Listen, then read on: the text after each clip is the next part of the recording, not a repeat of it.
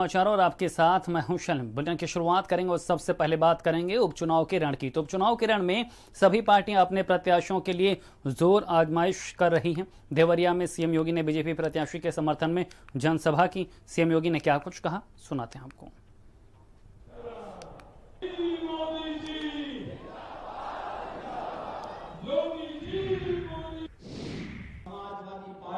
फिर से प्रदेश के अंदर दंगों की एक नई श्रृंखला खड़ी करना चाहती है। रोज नए षड्यंत्र करती है, रोज नए षड्यंत्र पर षड्यंत्र करती है।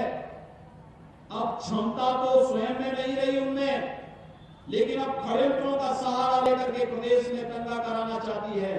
लेकिन हम लोगों ने भी तय किया है, प्रदेश में दंगाइयों की जगह वो जेल होगी या कहीं और जगह होगी। प्रदेश के अंदर तो जगह हम उनको देने नहीं देंगे। कल उच्च न्यायालय ने प्रयागराज में एक फैसला दिया और उन्होंने कहा कि आवश्यक नहीं, कोई आवश्यक नहीं, धर्म परिवर्तन करना शादी के लिए आवश्यक नहीं है। और भाइयों बहनों, लव जिहाद की समस्या पर भी सख्ती से अंकुश लगाने का कार्य सरकार करने जा रही है। बहुत सख्ती के साथ अंकुश लगाने का कार्य करेगी।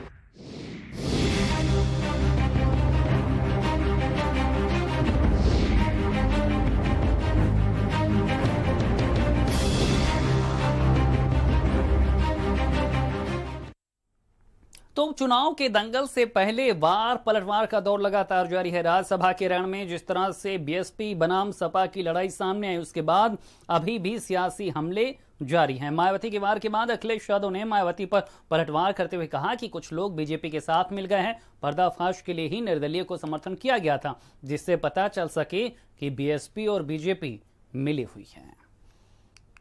मेरा मकसद ये था और समाजवादी सोच के लोगों का ये मानना था कि निर्दलीय प्रत्याशी का समर्थन करेंगे, कम से कम वोट पड़े, ये बात जनता जाने कि आखिरकार भारतीय जनता पार्टी बहुजन समाज पार्टी कैसे मिले हुए हैं। उत्तराधिकार में सत्ता तो मिल सकती है, लेकिन गुण नहीं मिल सकते हैं।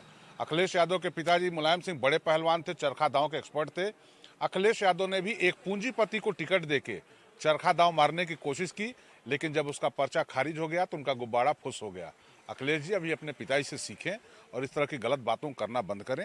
मायावती जी इधर जब से बीजेपी की दोबारा सरकार बनी है, उसी वक्त से मायावती जी बीजेपी से मिल चुकी है। अब जो जाकर के जग जाहिर हुआ है, लोग जाने हैं। अगर ये मौका आया है, अब भी मायावती बिल्कुल क्लियर हो गई कि बीजेपी और मायावती में कोई अंतर नहीं है।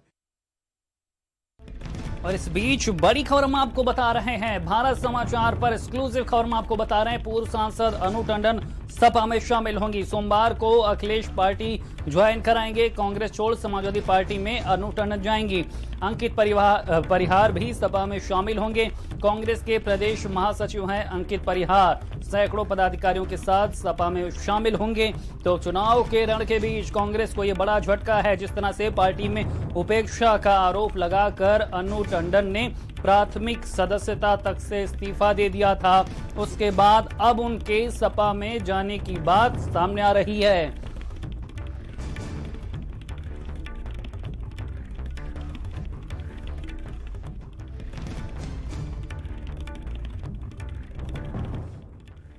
नमस्कार, मैं अनु टंडन बोल रही हूँ। मैंने 29 अक्टूबर को कांग्रेस पार्टी से अपना इस्तीफा दे दिया था।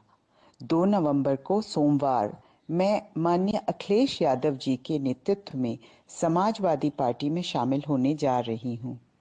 दोपहर 1 बजे लखनऊ समाजवादी पार्टी कार्यालय में मैं शामिल होंगी। बांगरमऊ में हो रहे चुनाव में साइकिल को वोट देकर हमारे अगले मुख्यमंत्री श्री अखिलेश यादव जी के हाथ मजबूत करिएगा। बहुत बहुत धन्यवाद।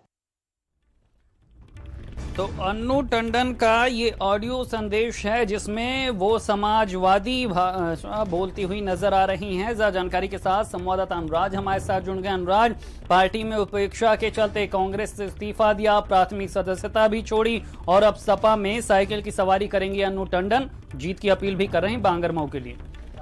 जी बिल्कुल, आपको शैलेंद्र आपको बता दें, सोमवार को अखिलेश यादव की जो पार्टी है समाजवादी उसे ज्वाइन करेंगी और कांग्रेस पार्टी में प्रदेश की कार्यकारिणी में उपेक्षा के कारण उन्होंने कांग्रेस को छोड़ा है। उनके साथ ही जो प्रदेश महासचिव रहे हैं अंकित परिहार, उन्होंने भी छोड़ा है। जो बताया जा रहा है उसके अनुसार सोमवार को सैकड़ों समर्थकों के साथ समाजवादी पार्टी ज्वाइन करेंगी।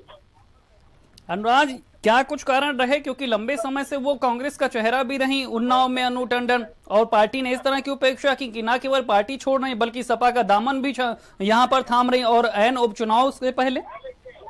जी बिल्कुल, साफ तौर पर अनु टंडन ने बताया था कि जो प्रदेश की कार्यकारिणी है उसके द्वारा लगातार उनकी उपेक्षा की जा रही, जिससे वो नाराज थी और पार्टी के संगठन के कामों से उनको दूर रखा जा रहा था, जो बड़ी वजह रही। जिसके बाद अब उन्होंने साफ तौर पर समाजवादी पार्टी, जो ऑडियो आया उसके बाद पता चल रहा है कि समाजवादी पार्टी ज्वाइन करेंगे अपने सैकड़ों समर्थकों के साथ। अनुराज, तमाम जानकारी देने के लिए आपका शुक्रिया। तो उन्नाव से आपको हम ये खबर बता रहे थे, जहां पर पूर्व सांसद अनु टंडन ने न केवल कांग्रेस से इस्तीफा दे दिया, प्राथमिक सदस्यता छोड़ी, बल्कि अब सपा का दामन भी थामने जा रहे हैं।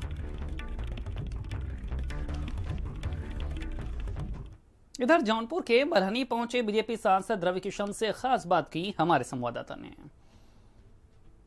रवि जी, आपसे जानना चाहेंगे जो आज का चुनाव हो रहा है, इसमें सरकार बनने बिगड़ने